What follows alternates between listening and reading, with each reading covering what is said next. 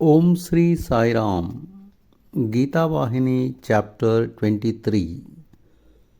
There are three qualities: inertia, passion, and purity, the 20 virtues essential for wisdom. The three qualities gunas, purity, passion, and dullness, sattva, rajas, and tamas, undergo various permutations, combinations, and modifications and become manifested as all this creation, this universe, Prakriti. Therefore, this creation is subject to change. It is not fixed, true, but the Atma is consciousness, Chaitanya, which is sheer effulgence. So it is not subject to blemishes or modifications. The body is creation. The intellect, buddhi, and the mind, manas, are also creation. For this reason, they also differ according to the degree of excess or deficiency of one or other of the qualities. Purity, sattva guna, is steady, pure, unselfish, light. So, those who have these characteristics will have no wish or want. They will be fit for knowledge of Atma. Those with passion, rajoguna, will be engaged in acts tarnished with a tinge of ego. They may have the urge to do service to others, but that urge will drive them on to win fame and take pride in their achievements. They will yearn for their own good along with the good of others. Those who are endowed with dullness, tamoguna, are overcome by the darkness of ignorance. So they grope about, not knowing what is right and what is wrong. Any one of these three qualities makes one unfit for the realization of the highest reality, which liberates the individual and merges one in the universal. Since the person is embedded in creation, the person fondly believes themselves to be experiencing the qualities that form creation. But this is an illusion. To destroy this illusion, inquiry into the nature and characteristics of the field, kshetra, or creation, prakriti, has become necessary. For the beginner, the spiritual aspirant, inquiry into knowledge and the known are essential. But the wise one, jnani, has to pay more attention to these qualities. The known is the reality, the experience of the divine basis of all. Arjuna listened attentively to all this, and at the end he asked, O Lord, what qualities should a wise man possess? Krishna replied, Partha, one must have the 20 virtues in ample measure. You might ask what they are. I shall tell you about them. Listen, but do not conclude that the goal can be reached when you have them all. The goal, immortality, can be reached only by experiencing Brahman. Since all this is indeed Brahman, Sarvam Kalidam Brahman, when knowledge is full, the knower becomes the known. For this consummation, one has to be purified by virtues. Then the known can be experienced and realization reached. Therefore, I shall first tell you about this. Virtue first, then victory. What a splendid path! To seek Brahman without first ensuring a moral and virtuous life is like desiring a flame without lamp or wick or oil.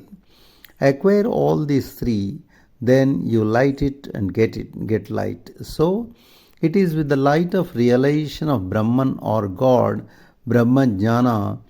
There is one point here that aspirants have to note carefully. The lamp, the wick, and the oil must be proportionate. If the wick is too big or too small for the lamp, if the oil is too much or too little for the wick, if the lamp is too small or too huge for the oil or the wick, then the flame will not burn brightly and give light.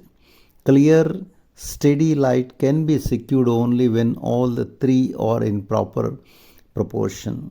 The three qualities gunas must also be in equilibrium to yield the maximum result, liberation. The three qualities are bonds. People are bound by them like a cow whose forelegs are tied together, whose hind legs are also bound, and whose neck and horns are bound by a third bond. The threefold qualities are such threefold bonds. How can the poor beast move freely when it is bound so? Purity, Sattva guna is a golden rope, passion, Rajoguna, a copper rope, the dullness, Tamoguna, an iron rope. All three bind effectively in spite of the difference in the cost of material. As bonds, all three are obstacles to freedom of movement. Arjuna asked, O Lord, you said that 20 virtues are essential for becoming entitled to wisdom. What are they? Please describe them to me in some detail. Arjuna, I am delighted at your earnestness. Said Krishna, listen. Humility. The first virtue is humility, the absence of pride. As long as you have pride, you cannot earn wisdom. A person's behavior should be like the behavior of water. Whatever color you pour into water, it absorbs it and never asserts its own color. It is humble without conceit. But now the behavior of people is quite contrary. When they do the smallest service or donate the smallest amount, they are anxious for people to know about it. For this, they go about plattering or arranging to get it published. The absence of such pride and ambition is what is recommended as humility. 2. Absence of vanity. The second is absence of vanity. This is a very great virtue in people. It means the absence of pretense, pompousness, boasting that one is great when one is not, claiming that one has power when one has nothing, that one has authority when one has no such title. Here, readers will note one point. The world today is full of this false pretense, this hypocrisy. Whichever field of activity you watch, whomever you observe, you discover this dire defect. The governments of nations are in the hands of people who are pretenders to power, authority, and capacity. Those with no knowledge claim to know everything. Those with no one even to help them at home claim that they have a huge following. In every activity, this hypocrisy is the very first step. It ruins people in every field like a pest that destroys the crop. If this hypocrisy is wiped away, the world will be saved from disaster. Pretense will make you lose this world and the next. It is harmful at all times and places. It does not suit ordinary people. How can it be? How can it then be beneficial to the spiritual aspirant? 3. Non-violence. Third virtue is non-violence, ahimsa. This also is an important virtue. Violence is not simply physical, it means even more the mental pain that is inflicted, the anxiety and worry that is caused to others by your actions and words. If you desist from causing physical pain to others, you cannot claim to have non-violence. Your activities must not cause pain and must be unselfish. Your thoughts, words, and deeds must all be free from any motive to cause such pain. Number 4. Patience, fortitude. The fourth is patience or fortitude, kshema, also called sahana. It means that you should consider as unreal the evil others do unto you, the loss you suffer through them, the hatred they evince toward you. Treat these as you treat a mirage. That is to say, you must develop the degree of patience or fortitude. It is not the helpless putting up with the evil that others do because you are powerless to retaliate.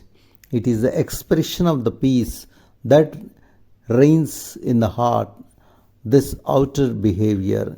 It is true that many people put up with the injury that others inflict because they lack physical, economical, or popular support. This suffering cannot be honored as real fortitude. 5. Integrity. Next, let us consider the fifth, straightforwardness, integrity, sincerity. It means the agreement of action, speech, and thought. This applies to secular and spiritual activity. This is a facet of the second virtue, absence of vanity. 6. Reverential service rendered to the teacher. The sixth is reverential service rendered to the spiritual teacher. This virtue will promote affection for the people, so one will benefit a great deal, but the guru who has no goal will only mislead the disciple into perdition. The guru must shower grace on the disciple as freely and as spontaneously as the mother cow feeds the young calf with milk. The teaching of the guru is the source and sustenance for attaining God and acquiring liberation. 7. Cleanliness. The seventh virtue is cleanliness, sauchaham. Not merely outer cleanliness, but inner cleanliness. And what is inner cleanliness? The absence of action and hatred, of desire and discontent, of lust and anger, and the presence of good, that is, godly qualities. Water cleans the body, truth cleans the mind, knowledge cleans the reasoning faculty, penance and discipline cleans the individual. 8. Steadfastness. The eighth virtue is called steadfastness, sthiryam. Fixity of faith, the absence of fickleness or waywardness. Aspirants must hold fast to what they have once fixed their faith upon as conducive to their spiritual progress. They should not flit from one ideal to another, changing their goal from day to day. This is also referred to as dedication. Fickleness, the product of weakness, has to be scrupulously avoided. 9. Control of the senses. The ninth is control of the senses. Be convinced that the senses have to subserve your best interest, not that you should subserve the interest of the senses. Do not be the slave of the senses, rather make them your slaves. 10. Detachment. Next, the 10th virtue, detachment or renunciation, vairagya, the loss of appetite for sound, touch, form, taste, smell, etc. These senses run after these things because they titillate and give them temporary joy. However, the senses are not interested in the goals, virtue, wealth, desire, liberation of the sublime type. The Atma can be discovered only through pursuit of the sublime. 11. Absence of egotism. The 11th virtue is absence of egotism, the breeding ground of all vices and faults. The egocentric individual pays no regard to right and wrong, good and bad, godly and wicked. That person does not care for them. does not even know about them, that person is completely ignorant of dharma and morals and will not conform to justice. To be devoid of this poisonous quality is to be endowed with absence of egotism. Egotism is a foe in the guise of a friend. 12.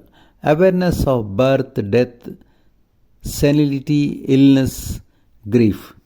The next virtue is called Janma, Mrityu, Jara, Vyadhi, Dukkha, Dosha, Anusardhanam, meaning only this awareness of the inevitable cycle of birth and death, of senility and disease, of grief and evil, and other signs of the temporariness of this created world and life in it.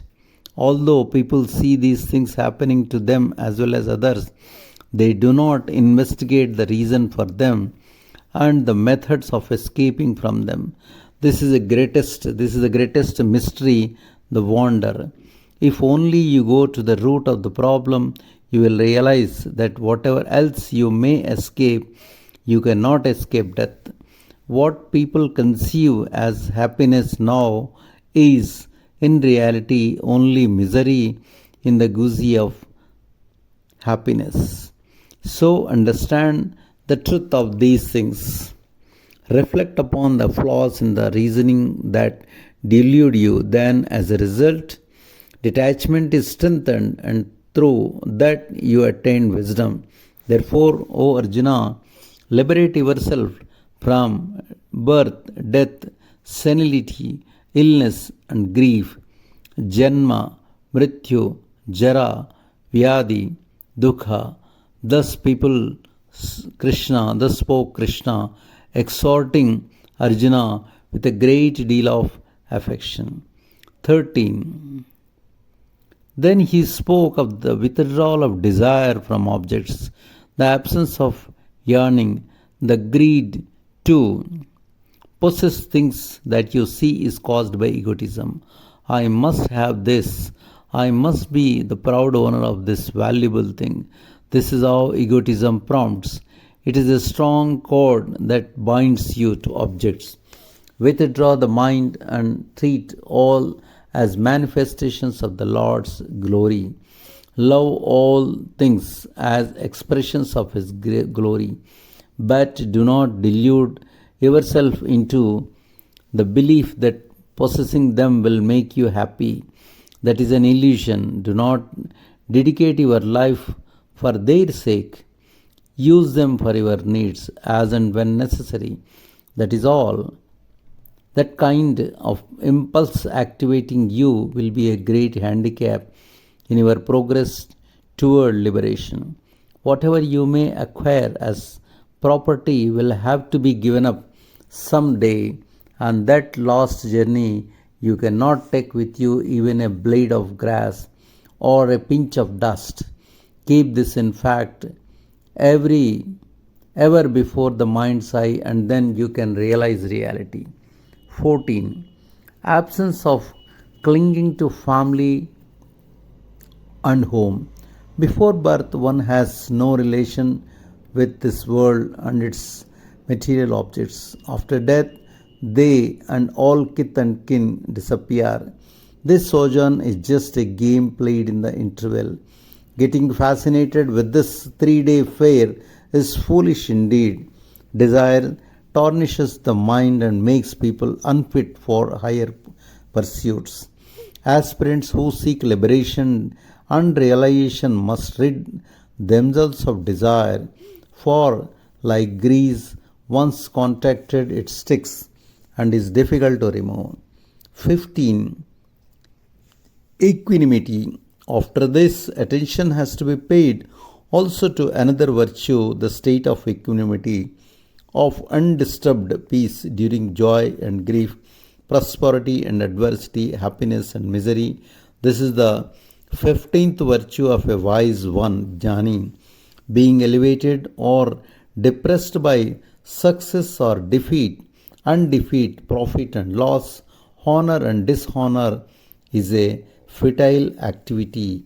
accept all equal as the grace of God, is consecrated food, prasada, just as you wear shoes to tread over thorny places, or hold an umbrella to escape getting wet in rain, or sleep inside a mosquito curtain to escape the stings of insects, so too arm yourself with an unshaken mind that is confident of the Lord's grace, and bear praise or blame, defeat or victory, pleasure or pain with equanimity, to live bravely through life. This equanimity is declared essential.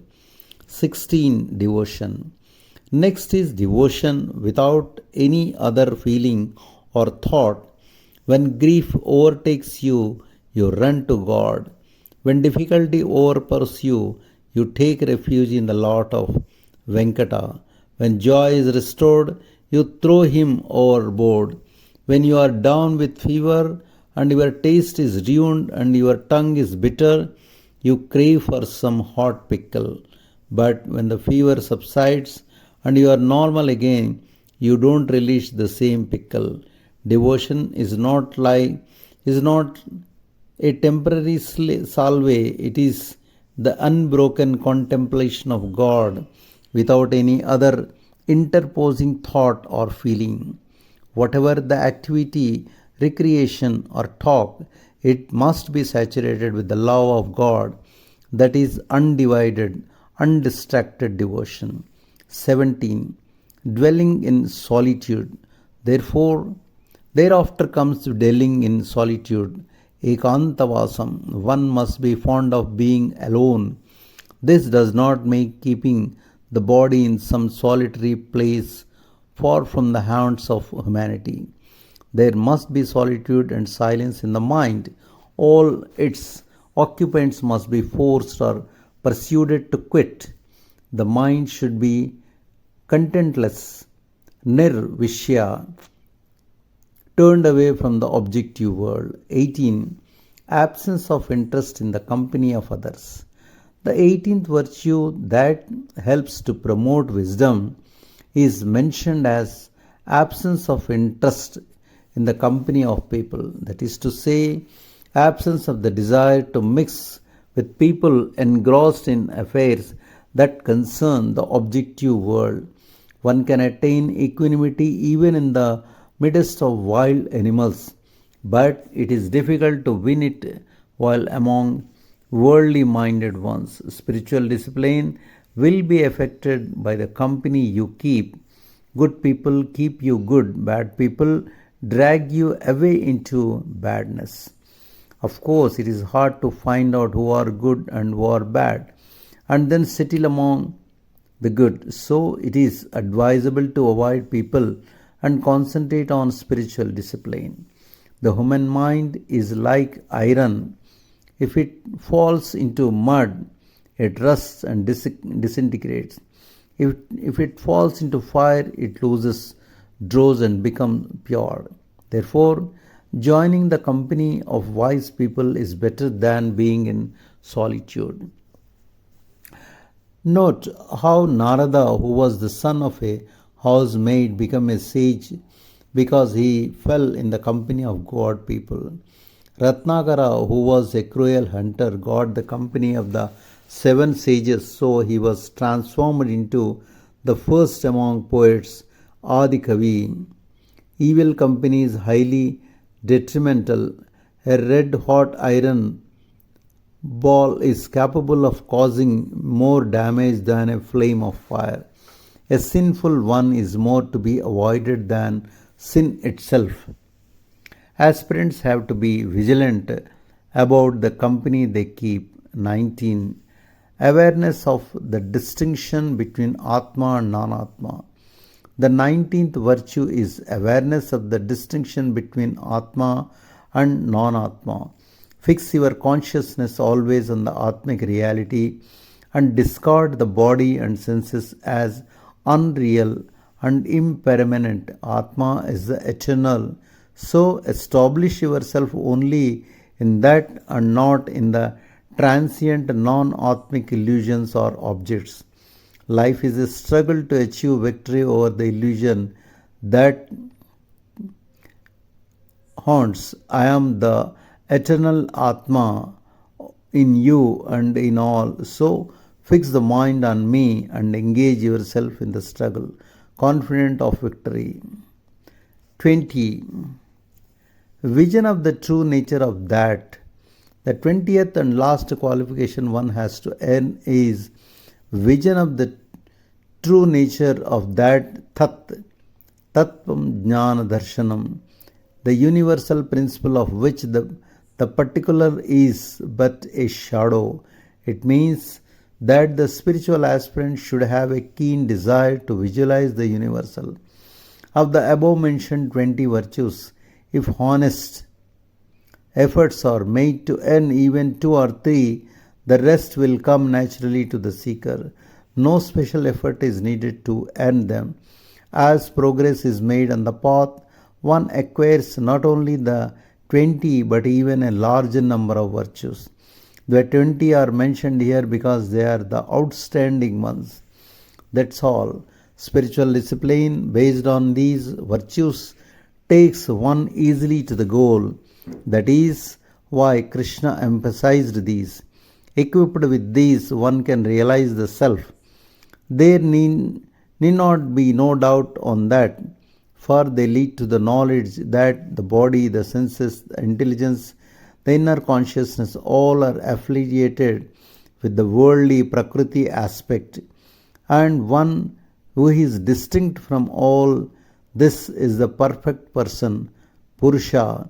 The perfect person is the one who is aware of the body, Kshetra, the knower of the body, Kshetrajna. When one is able to distinguish between the soul, Purusha, and nature, Prakriti, or which is the same thing. Between field and the knower of the body, one becomes the witness and is free from all touch of want or wish. Jai Sai Ram.